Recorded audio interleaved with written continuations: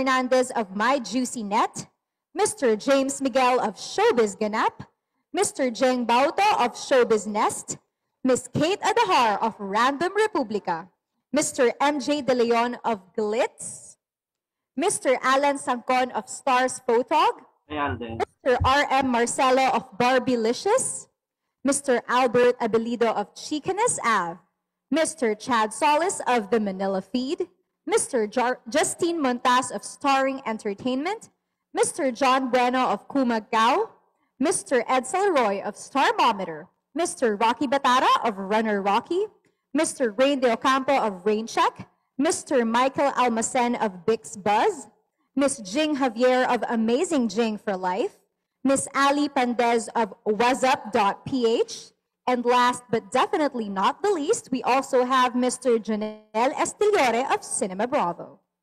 Muli, magandang hapon po sa inyong lahat, and now let's proceed to our Q&A portion. The first question will be coming from Miss Kate Adahar. Hi, good afternoon. Congratulations, Good afternoon, Alden. Kate. Kamusta? Good afternoon. Okay naman. Nakita ka namin yung growth mo as a star, no, sa GMA. And we know it was in 2015 that was the turning point. Pero prior to that, was there ever a time you thought showbiz isn't for you and you wanted to give up? Of course naman, Kate. Oo, nangyari yun. Kasi syempre sa yung 10 years naman, halo-halo naman yan. Not everything is always happy moments. I've had a fair share of downsides and mga sad moments, and parang I think it's really part. Hindi naman pwedeng masaya ka lang lagi eh.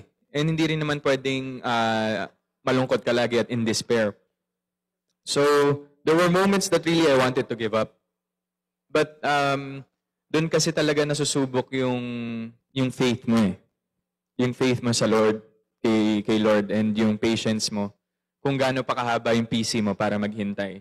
Although sometimes, meron talagang moments na parang feeling mo wala na talaga mangyayari. And I think, nandun yung yung natitest yung limit mo kung hanggang saan ka pa.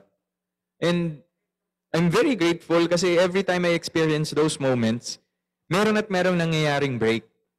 And I'm very grateful for that. And that made me realize na parang, in life, there's no giving up, only moving forward. So, ako, puro move forward na lang kaysa isipin ko pa kung ano yung mga giving up moments kasi I will end up regretting it for the rest of my life. Laban lang tayo. Nice. For my second question naman, if you will be asked to name a roller project and it will be granted ngayon na ang dami mo na nagawa, what would that be? Honestly, so kasi medyo dark eh. Pero syempre, upon approval pa yun. So, mga dark roles talaga. Like, yung The Road kasi, I consider that as one of my darkest characters ever played. But, medyo small lang siya doon sa kabuuan ng buong pelikula. So, I wanted to do a full-length movie or a project, full-length project na may ganong elemento. Kasi, parang, now it's about time. It's about time na to do projects like that naman. Thank you and congratulations again. Thank you, Kate. Thank you, Ms. Kate. Next up, may we have Mr. MJ De Leon. Hi, Alden. Hi, MJ. Hello.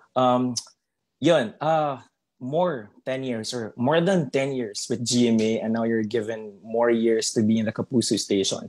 Sa dami ng mga ginawa mo, naging superhero ka, naging anak, naging boyfriend, naging, ano yung, kung isa lang, I'm sure all of them are great, pero yung isa lang na memorable role para sa'yo, na tumatak talaga sa'yo at naging inspiration mo siya na in times na sobrang napapagod ka, that's something that you have to hold on to. Anong character yon? Feeling ko yung ngayon, MJ, yung Louie. Kasi ang laking, yung nangyayari kay Louie ngayon sa The World Between Us, yun talaga yung ginagawa ko at the moment eh. In terms of every aspect. Not taking revenge on someone, don't get me wrong. But more on the self-improvement. Yun siya yung inspiration ko ngayon kasi ang laki ng pagkakatulad naming dalawa ngayon. Na kung ano siya sa story, yun yung actually tinatrabaho ko sa buhay ko ngayon. And that's also one of the reasons why sobrang madikit nung Louie with Alden Richards, yung ako to the role, kasi sinasabuhay ko siya in real life eh. Hindi lang So siya as me being an actor, as me being Louie. Kasi meron siyang mga aspeto na ang sarap dalin sa totoong buhay. Pero yung manuwanda lang, don't get me wrong again, not the revenge part.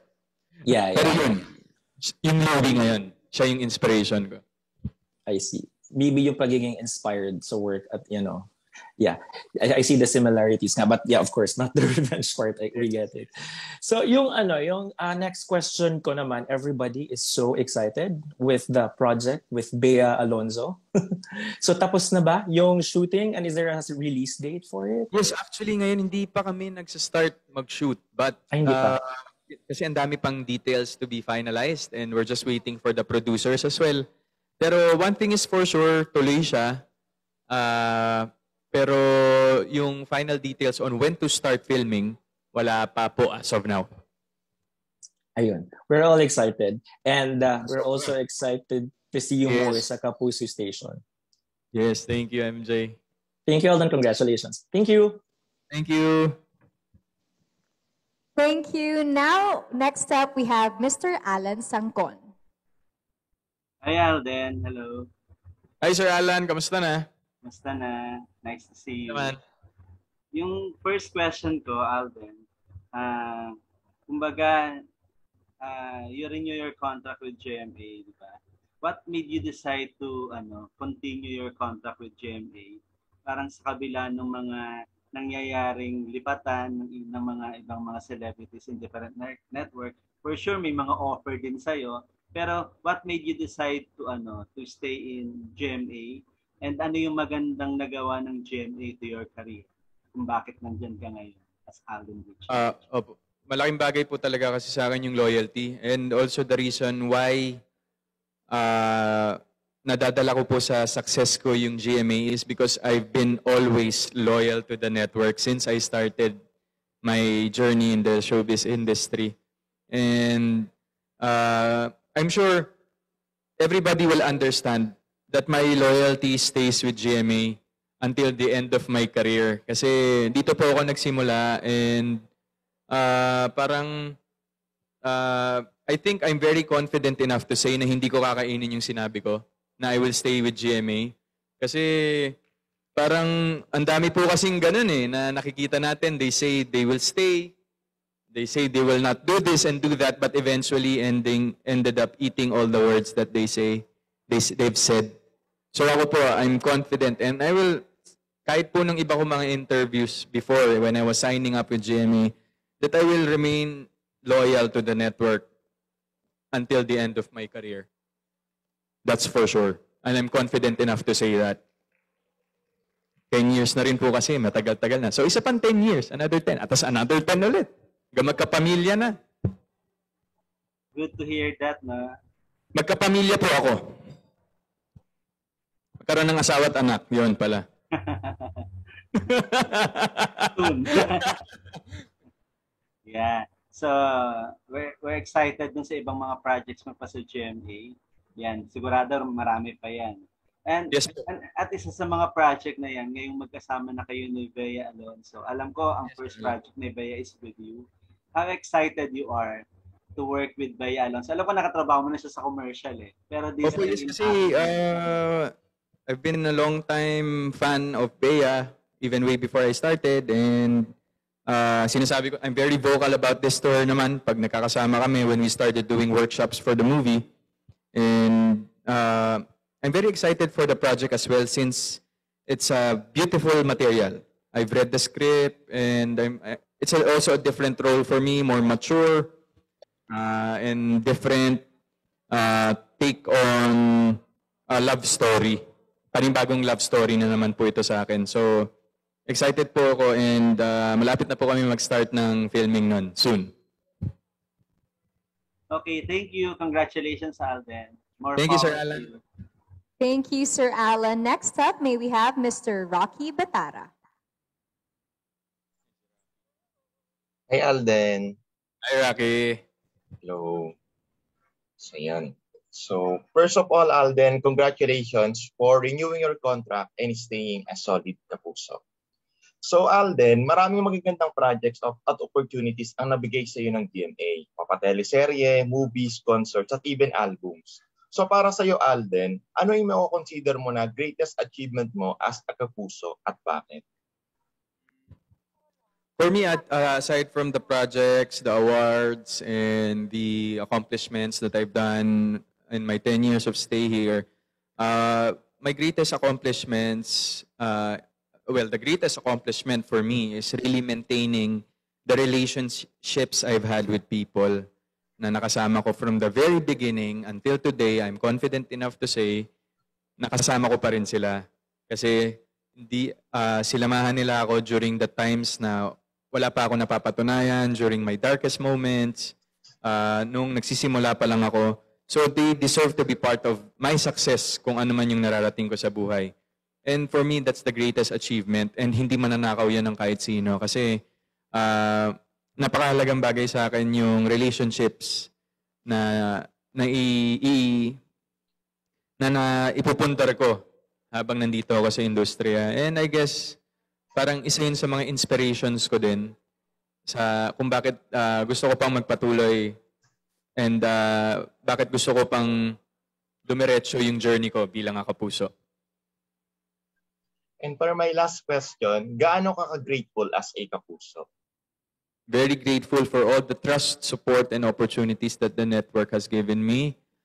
They always trust me with big projects, with great projects, and whatever the outcome of that project is, they still don't give up on me as much as I don't give up on myself. So I think that's a very mutual relationship para ma-prosper yung both parties. Of course, the management and the actor himself as well. Malaking bagay talaga yung support system. And yun talaga yung isa sa mga tinetreasure ko, the support system I have with all the people inside and inside GMA, and syempre yung mga tao behind me who's pushing me to move forward. Okay, thank you, Alden, and congratulations. I admire you being loyal. You're loyal.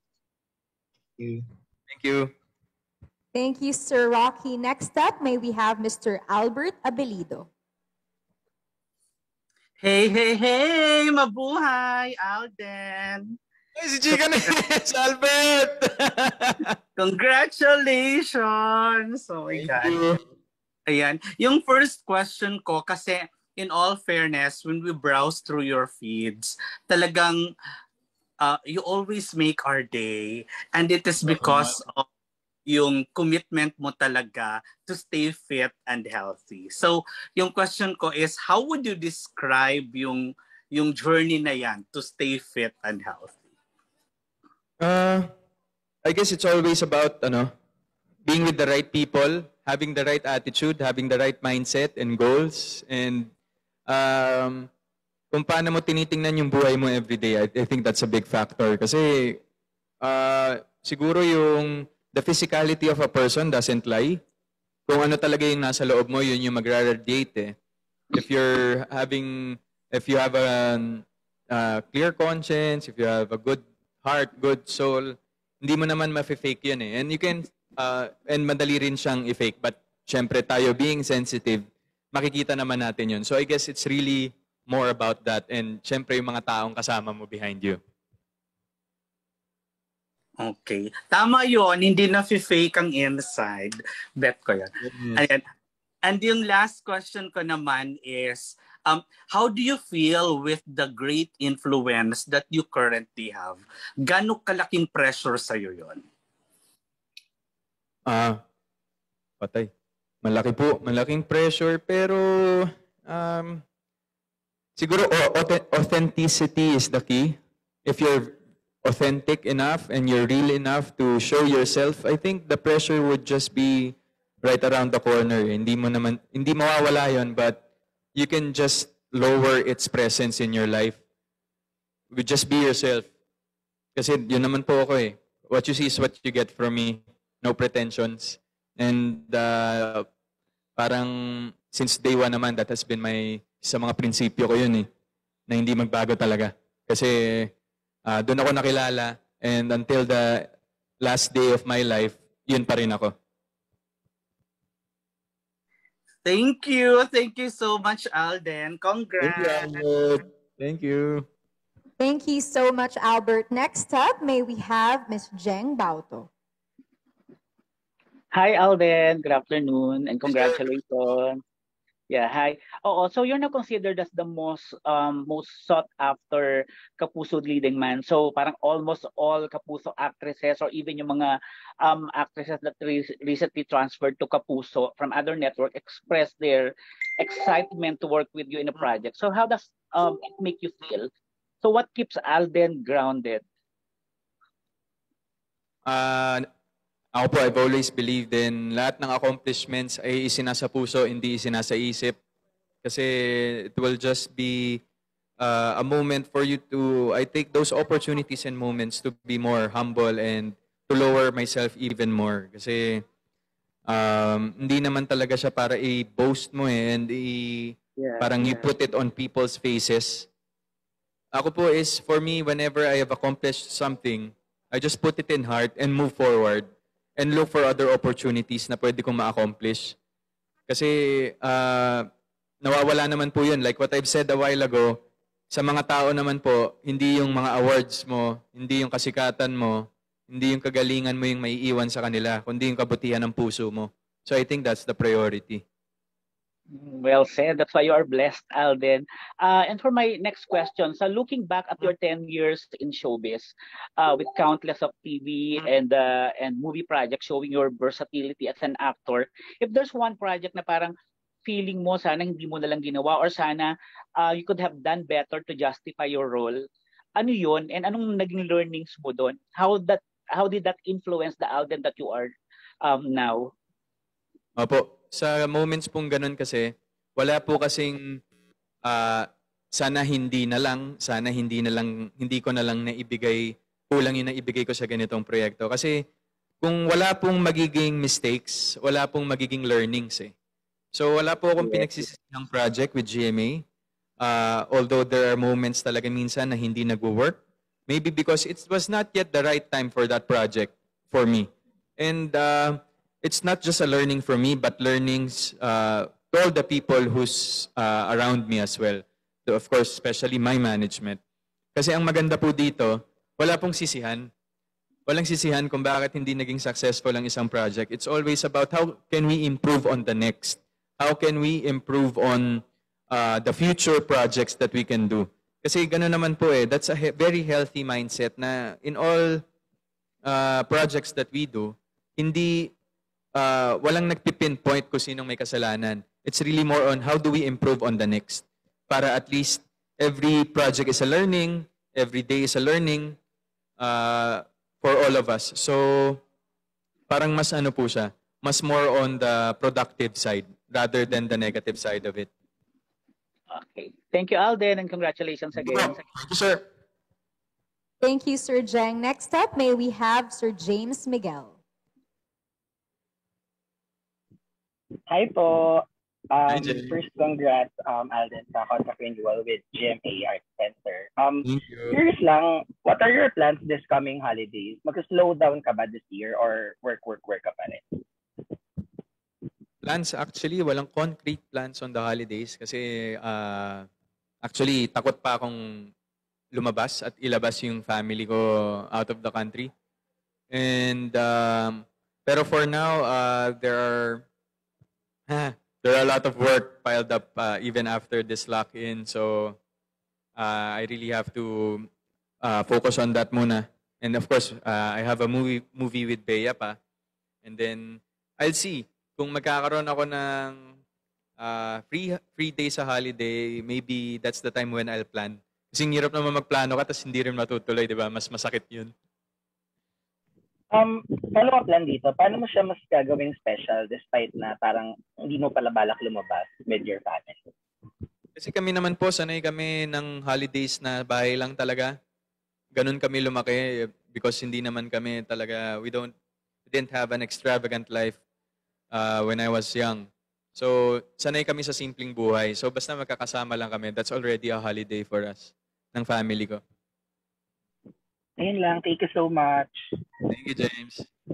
Thank you, James. Now, I also have a question on behalf of Ali Pandez of whasup.ph. Before the year ends, what do you look forward to as a Kapuso artist? Well, ang dami. Kasi parang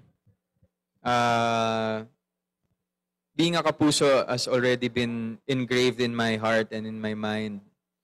Kumbaga, in every day that I wake up, dala-dala ko na yung pagiging Kapuso.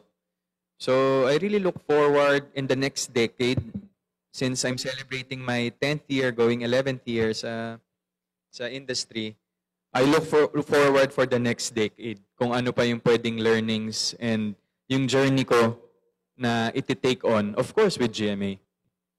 All right. Thank you so much, Alden. And thank you to all of the bloggers who joined us this afternoon. But before anything else, Alden, would you like to give a message to your fans? And you may also promote your current and upcoming projects. Yes. Thank you so much for the opportunity to be able to thank the fans. I owe it so much to them. I think, ulitin ko na naman, mukha na ako sirang plaka dito. Pero again, ulitin ko po na walang artista kung walang mga fans na sumusuporta. Kayo po ang buhay namin, kayo po ang nagbibigay ng buhay sa aming mga proyekto at sa aming mga ginagawa. If not for you, wala po kami dito. And yung efforts nyo po, na kahit hindi man tayo nakikita ngayon, I'm very grateful for all your efforts in everything that I do. Ultimo sa pinakamaliliit na proyektong ginagawa ko sa mga maliliit kong sa mga negosyo ko na pinuput up. Kumbaga, ganun yung supportang nakukuha ko sa kanila. And I'm forever grateful to the fans.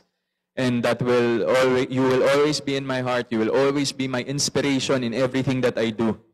So you give me life. That's what I can say. And I thank you for that. I thank you every day for trusting in me, for believing in me, and for loving me unconditionally.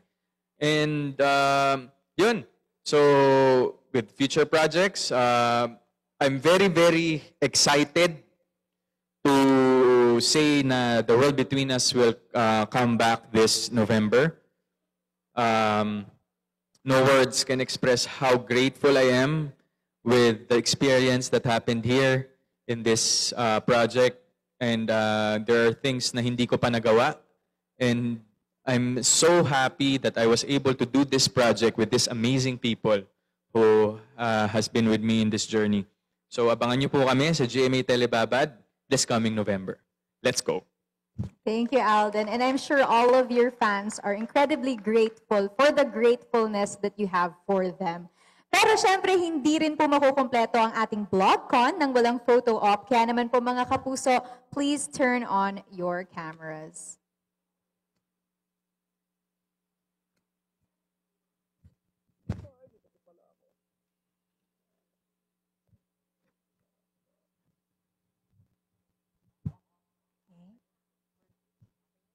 All right, I'll be doing the counting to cue our photographer.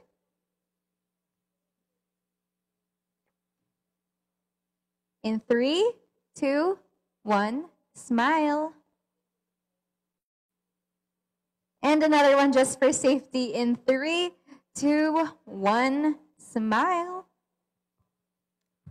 At yun na nga po mga kapuso, congratulations Alden, and thank you again to all of the bloggers who joined us today. Again, this has been Thea Astley, your host for this afternoon's Bloggers Conference. Stay safe and enjoy the rest of your day, everyone. Happy weekend po mga kapuso.